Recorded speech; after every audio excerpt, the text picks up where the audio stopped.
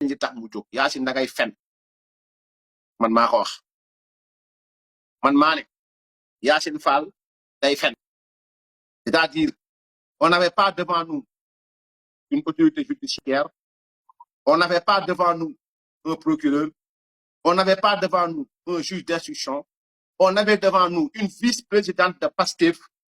envoyée devant l'opinion pour mentir. C'est de cela qu'il s'agit. Kon day fen man maa ko wax maintenant vouloir napp nit ñi te li ma wax lu nekk dinaa ko sukkandi ci li nga xam ni moom mooy yoonu Sénégal yoonu Sénégal biñ fiy topp ñoom Farba Ngom topp bu rëy bi riir mu rëy ba danoo génne procureur financier génne procureur général génne procureur de la République Ibrahima Ndoye ministre bi toog seen wet ñu wax li nu bëgg wax ministre bi du ci dugal baatam parce que tuumaal doomu aadama la kenn moo am sañ-sañu tuumaal nit procureur de la République la moom rek c'est le maître des poursuites c'est le ministère public qui engage des poursuites qui fait des choix transmis qui envoie des citoyens devant un juge d'instruction selon les normes établies par la société des normes que nous devons nous tous respecter mais Yacine malheureusement tu es une marionnette benn guignol de la justice bu ñu fi teg pour mu accomplir les délires mensongers de son leader muy Ousmane Sonko il s'agit ni pas plus ni moins que d'un discours politique animé par une vice-présidente d'un parti politique reconverti en un guignol de la justice entre guillemets ministre de la justice c'est de cela qu'il s'agit lu tax ma wax ko mooy que lorsqu'une procédure est enclenchée la procédure a été enclenchée depuis jeudi bi passé ñu ngi déglu Farba tey dañ ko doon déglu pas devant ses avocats laaj ñu ko tontuwul parce que ay avocats am newuñu depuis jeudi kan mooy sant nag maintenant section de recherche mu jëf c'est le procureur qui a à sa disposition les officiers de police judiciaire ñu koy jëfal li nga xam ne moom la bëgg lu tax les procureurs ont refusé d'être aux côtés de ce guignol de la justice pour animer cette conférence de presse parce qu'ils ne sont pas convaincus comme ils n'ont pas été d'ailleurs la raison pour laquelle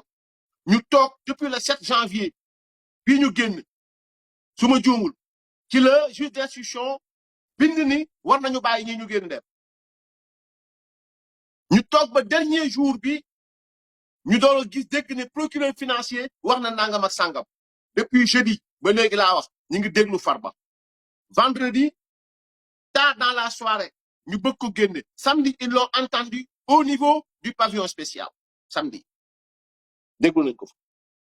Farba n'a pas été déféré devant le procureur kon y a pas de chef d'accusation ou bien y a pas encore de chef d'accusation kon li Yacine génn di wax c'est des mensonges et elle est déjà dans la procédure pénale ce qui est grave et en même temps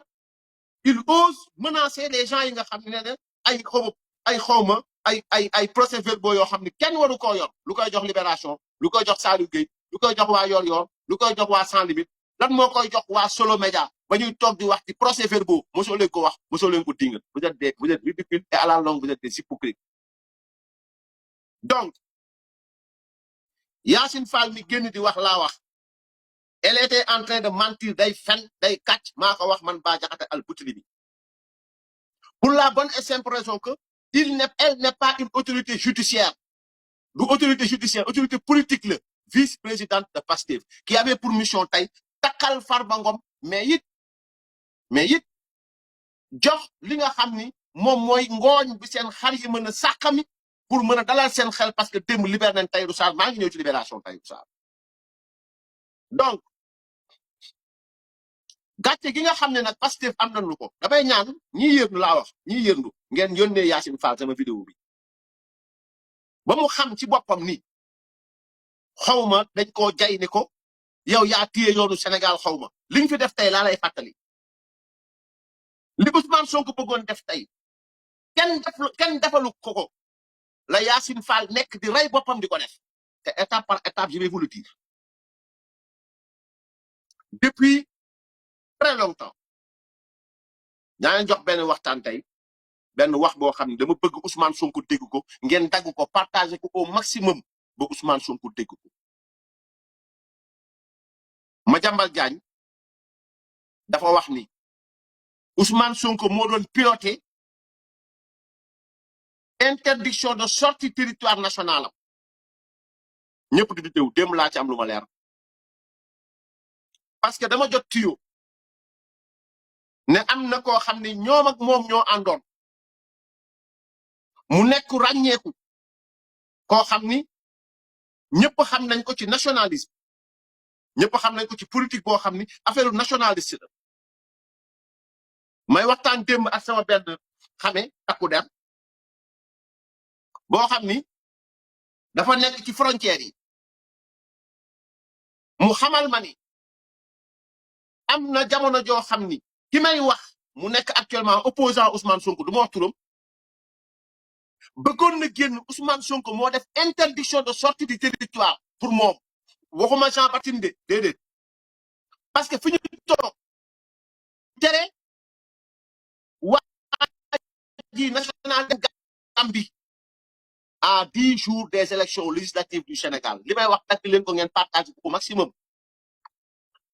à 10 jours du démarrage de la campagne pour les élections législatives ce candidat nationaliste bi ñëpp xam bëggoon génn dem Gambie gii sur invitation benn autorité ba gambienne dem ba frontière ba ñu ne ko doo génn parce que da nga am interdiction de sortie du territoire te noona foofu lañ toogee ñu laaj Jean Baptiste bu ne du moom Ousmane Diagne ne du moom mu lijjanti xiina xaana laaj leen Olivier Boucal li may wax laaj leen Jibi Gueye Ndiaye li may wax ñoo xamal gaay yi ne leen Ousmane Sonko moo tere waa ji génn Sénégal kon loolu mooy dëggal Madiambal Diagne ne ko la tax les raisons pour lesquelles mu tere woon ce candidat nationaliste génn Sénégal dans l'avenir dina leer dina feeñ man damay wax samay wax ma teg ko wala si nafsi bi yadihi du ma weddi wallahi la si à la longue ngeen ko dégg après mu taxaw kooku ñu laaj ko ci benn émission maa ngi koy seetaan Astou Dione moo ko invité woon li may wax c'est avant ñoom ñaar ñuy déggante téléphone wala gisante ñoom ñaar a xam Astou Dione laaj ko ndax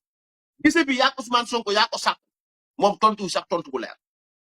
Ousmane Sonko moo taxaw devant l'Assemblée ba may jël sama téléphone di la woo pour ñu waxtaan après bi mu ko teree génn Sénégal boobu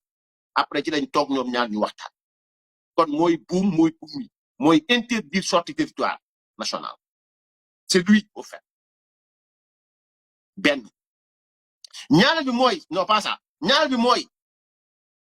Ousmane Diagne avait refusé catégoriquement sur la base de ses poursuites farfelues yu ñu bëggoon topp Madiambal Diagne Ousmane Diagne xam na ni li ñu bëgg a toppee nit ki nii taxawul parce que mënoo topp Madiambal Diagne waaye bàyyi waa Ellipse Project Ousmane Diagne avait refusé catégoriquement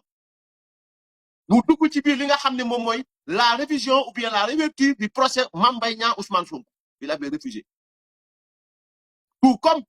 il avait refusé inculpation Jérôme Bandiaky bii ñuy wax nii lii yëpp Yacine dëkku na ko Yacine moom lay doxal et la finalité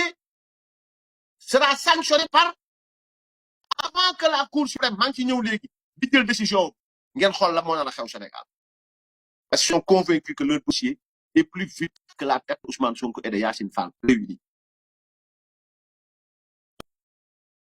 Yacine mënoo fi def Sénégal wala nga wax fi Sénégal wala nga jéem wax nga say wax bu dugal ci waxu Maroc ak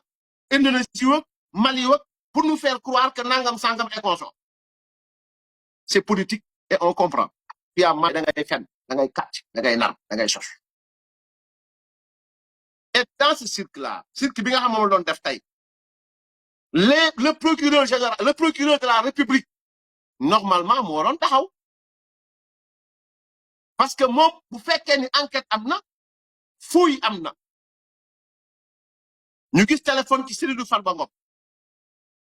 donc Farba a enfreint le règlement le règlement la enfreiné bu maison d'arrêt yi